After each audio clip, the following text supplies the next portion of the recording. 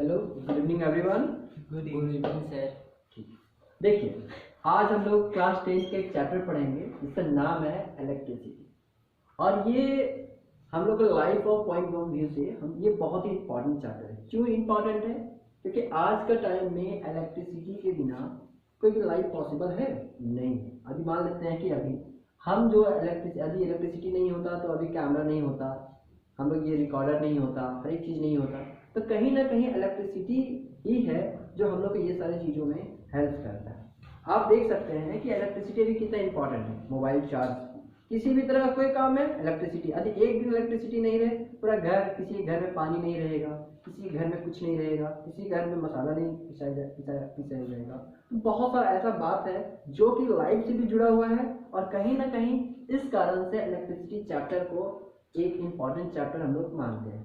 और इलेक्ट्रिसिटी आज जब पढ़ेंगे, और देखिए ना, घर में छोटे छोटे कामों में भी हम इलेक्ट्रिसिटी नहीं पता होगा तो स्विच ऑन करेंगे या स्विच ऑफ करेंगे, तो कहीं ना कहीं इलेक्ट्रिसिटी ही है वो।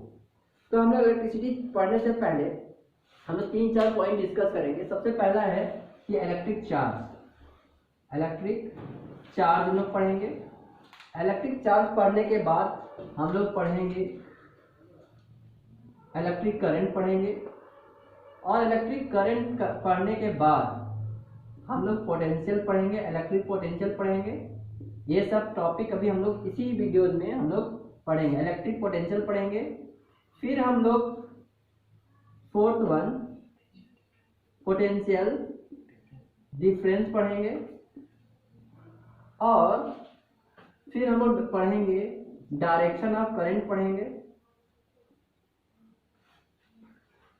फिर हम लोग 6 में देखेंगे सिंबल्स, देखेंगे सिंबल्स ऑफ इलेक्ट्रिक एप्लायंसेस। और 7 में हम लोग पढ़ेंगे ओम्स लॉ। ये सारा हम लोग डिस्कस करेंगे इस वीडियो में, और इसका जब नेक्स्ट वीडियो सेकंड आएगा तो हम लोग आगे फिर डिस्कस करेंगे। तो सबसे पहले हम लोग इलेक्ट्रिक चार्ज के बारे में पढ़ते हैं। तो इलेक्ट्रिक चार्ज है क्या?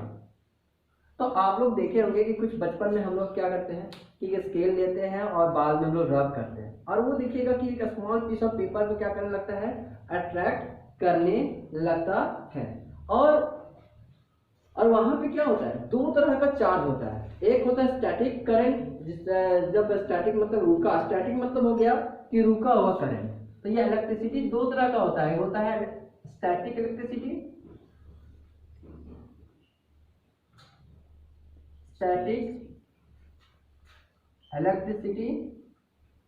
और एक होता है करंट इलेक्ट्रिसिटी। जो घर में आता है वो होता है करंट इलेक्ट्रिसिटी। और स्टैटिक इलेक्ट्रिसिटी, जब देखिए हम लोग क्या होता है कि एक ग्लास रॉड ले लीजिए, और सिल्क पे आप रब कीजिए, सिल्क पे, तो आप देखिएगा कि इसमें चार्ज आ जाता है। और इसमें कौन सा चार्ज आएगा? इलेक्ट्रॉन्स नेगेटिवली चार्ज नहीं, इसमें पॉजिटिवली चार्ज आएगा। ठीक है। इस ग्लास रॉड को यदि हम सिल्क क्लॉथ से रब करते हैं तो इसमें हमारा कौन सा चार्ज आता है? पॉजिटिव चार्ज आता है। और ये हो गया। अब एक लेते हैं इबोनाइट रॉड को, ये है इबोनाइट रॉड। इस इबोनाइट रॉड को यदि हम ऊल के साथ रब करते हैं, ऊल के साथ, यहाँ हम किसके साथ रब किए थे? सिल्क के साथ, सिल्क क्लॉथ के साथ। यहाँ पे हम ऊल क्लॉथ के साथ रब किए थे, तो ऊल क्लॉथ के साथ रब किए तो इसमें कौन सा चार्ज आएगा? नेगेटिव चार्ज आएगा। तो यहाँ से चार्ज का आ रहा है, यहाँ पे चार्ज, यहाँ पे पॉजिटिव चार्ज और यहाँ पे नेगेटिव चार्ज। जब सिल्क क्लॉथ के साथ ये ग्लास रॉड को, ये ग्लास रॉड है, सिल्क क्लॉथ के साथ हम ग्लास रॉड को रब करें तो इस पे जो चार्ज है ग्लास रॉड पे वो आएगा पॉजिटिव चार्ज। और उन क्लॉथ के साथ यदि हम इबोनाइट रॉड को रब करें तो इसमें आएगा नेगेटिव चार्ज। ठीक है। अब देखिए चार्ज में क्या होगा, यहां तक किसी को दिक्कत तो नहीं है ना? ठीक है। अब यदि सेम चार्ज रहेगा, सेम चार्ज, जैसे पॉजिटिव, यदि यहाँ पे सेम चार्ज होगा, जैसे यदि पॉजिटिव होगा तो ये हमेशा ये क्या करेगा? रिपेल करेगा। ठीक है। और यदि अपोजिट चार्ज रहेगा, अपोजिट चार्ज, ये क्या करेगा, अट्रैक्ट करेगा। और इस कारण से हम लोग देखे होंगे कि ठंडा के दिनों में जब स्वेटर वुलन स्वेटर खोलते हैं तो हम लोग रात में जब अंधेरा है तो उस समय तुम लोग एक चार्ज जनरेट होता है, यही सब चार्ज है उल्टे साथ। तो ये same charge that is positive positive या नेगेटिव नेगेटिव रहेगा तो रिपेल करेगा, और opposite charge that is plus या माइनस प्लस रहेगा तो अट्रैक्ट करेगा। मतलब same charge repel each other, unlike charge attract each other. ये हो गया चार्ज के बारे में, इलेक्ट्रिक चार्ज। यहाँ तक तो किसी को दिक्कत नहीं है। अब है इलेक्ट्रिक करंट। इलेक्ट्रिक करंट क्या है? इलेक्ट्रिक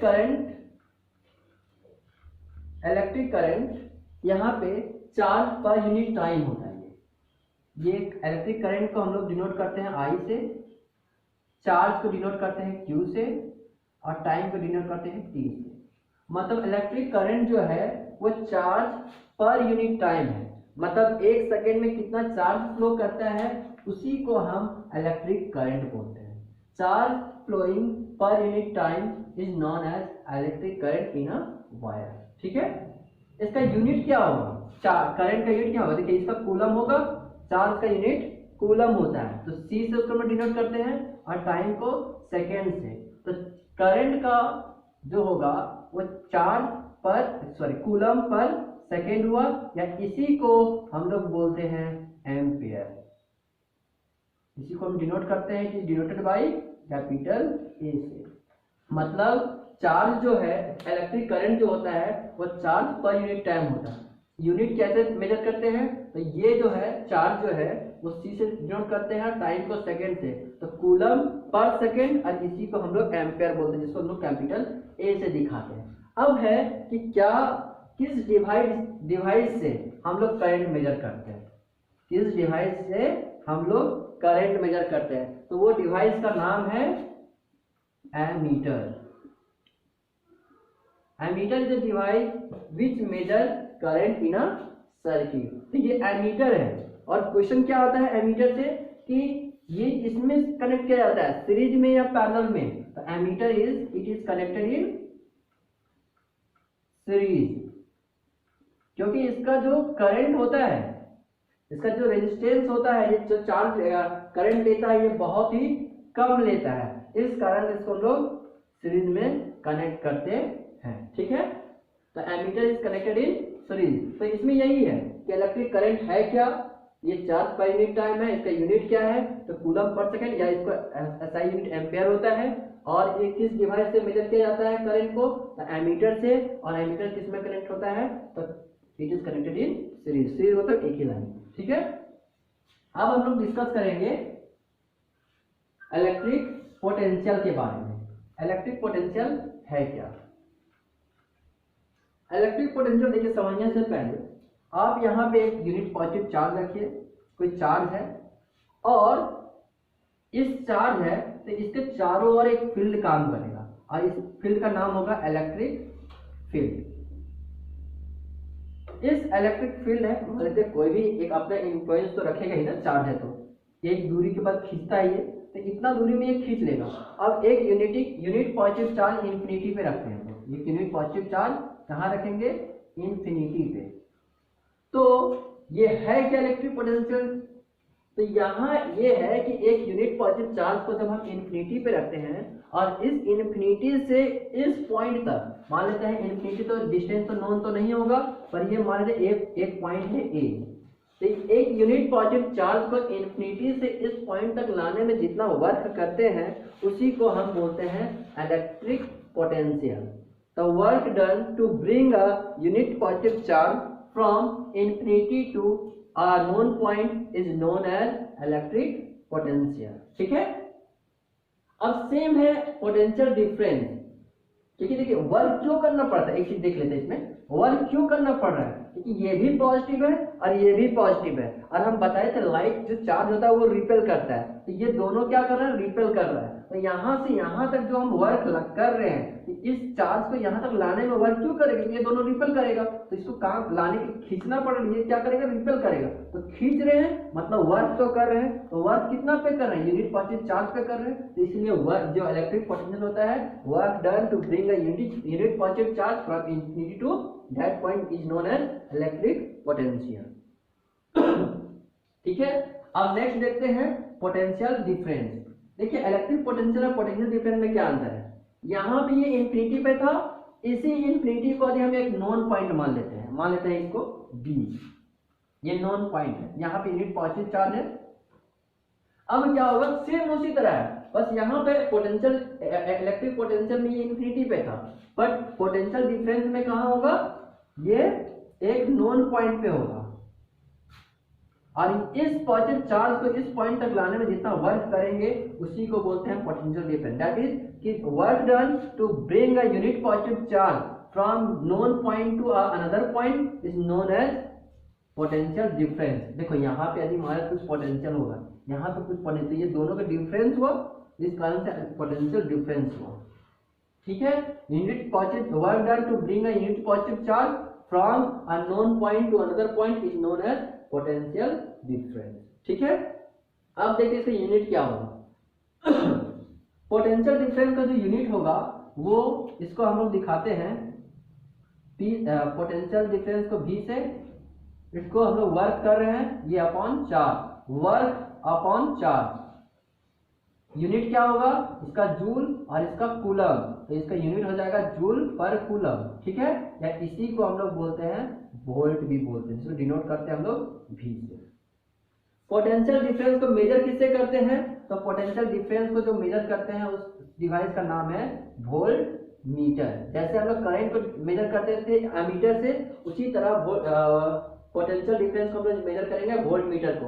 और वहां पे एमीटर को हम लोग सीरीज में कनेक्ट करते थे, यहाँ पे वोल्ट मीटर को हम लोग पैरेलल में कनेक्ट करेंगे। ठीक है, पैरेलल में कनेक्ट करेंगे। ठीक है, अब है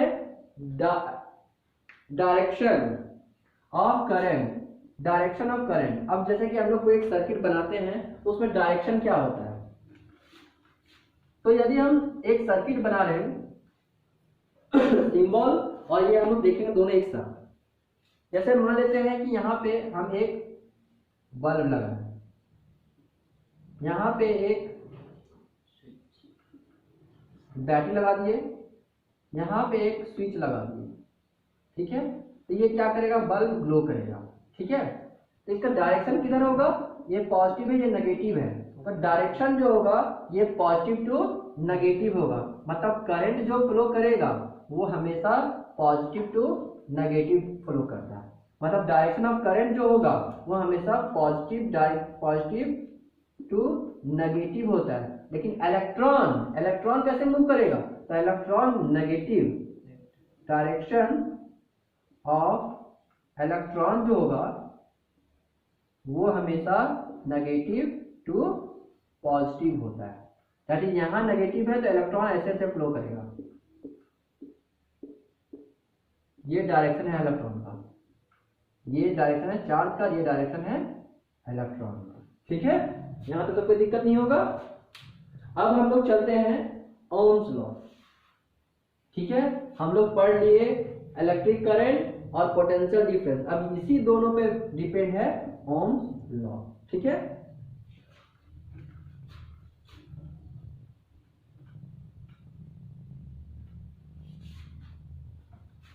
ओम्स लॉ क्या है? ये बहुत इंपॉर्टेंट है।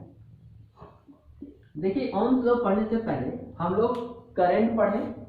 करंट को हम लोग डिनोट करते हैं I से, और पोटेंशियल को डिफरेंस को हम लोग डिनोट करते हैं V। तो ये ओम्स लॉ बोलता है क्या है कि इसमें क्या करना है, आपको टेम्परेचर को कांस्टेंट रखना है। एट कांस्टेंट टेम्परेचर, टेम्परेचर को आप लोगों को कांस्टेंट रखना है, क्योंकि टेम्परेचर कांस्टेंट यदि नहीं रहेगा तो उस सर्किट में ओम्स लॉ फॉलो नहीं करेगा, क्योंकि करंट भी और पोटेंशियल डिफरेंस ये दोनों वैरी करने लगता है। तो ओम्स लॉ क्या बोलता है कि at constant temperature current is directly proportional to the potential difference across the wire. मतलब किसी भी कांस्टेंट टेम्परेचर पे करंट और पोटेंशियल डिफरेंस डायरेक्टली प्रोपोर्शनल होता है। ठीक है, तो ये क्या बोलता है कि आई, तो यहां से हम लिख सकते हैं v इक्वल टू आई, ऐसे भी लिख सकते हैं। अब ये डायरेक्टली प्रोपोर्शनल का साइन हटता है, एक कांस्टेंट आता है, उसी का नाम क्या है, आई, सॉरी आर। और ये आर है क्या, ये आर जो है वो है रेजिस्टेंस, मतलब पोटेंशियल डिफरेंस जो है वो रेजिस्टेंस और करंट का प्रोडक्ट है, that is v equal to I R. मतलब r यहाँ पे एक कांस्टेंट के जैसा है, तो रेजिस्टेंस हो किसी भी वायर में क्या होता है, कांस्टेंट होता है, तो that is r equal to v upon I. और r का जो यूनिट होता है दैट इज यहाँ पे वोल्ट पर एम्पेयर जो होता है, इसी को हम बोलते हैं ओम। मतलब यूनिट ऑफ रेजिस्टेंस क्या हो जाएगा,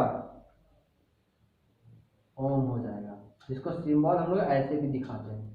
ठीक है, तो ये ओम्स लॉ है क्या, at constant temperature current flowing through the wire is directly proportional to the potential difference across the end. ठीक है, और इसमें टेम्परेचर हमेशा कांस्टेंट रखना है, ये क्वेश्चन आता भी है कि उसमें क्या कांस्टेंट रखते हैं, तो कांस्टेंट टेम्परेचर। ये टेम्परेचर कांस्टेंट नहीं रखेंगे तो ओम्स लॉ फॉलो नहीं करेगा। दैट इज ये जो v equal to I R जो फार्मूला आ रहा है यहीं से आता है ओम्स लॉ से, और ये ओम्स ने इनको ये फार्मूला दिया है इसलिए नाम पड़ा है ओम्स लॉ। ठीक है, आज के लिए यहीं तक, फिर हम लोग नेक्स्ट चैप्टर में डिस्कस करेंगे। Thank you.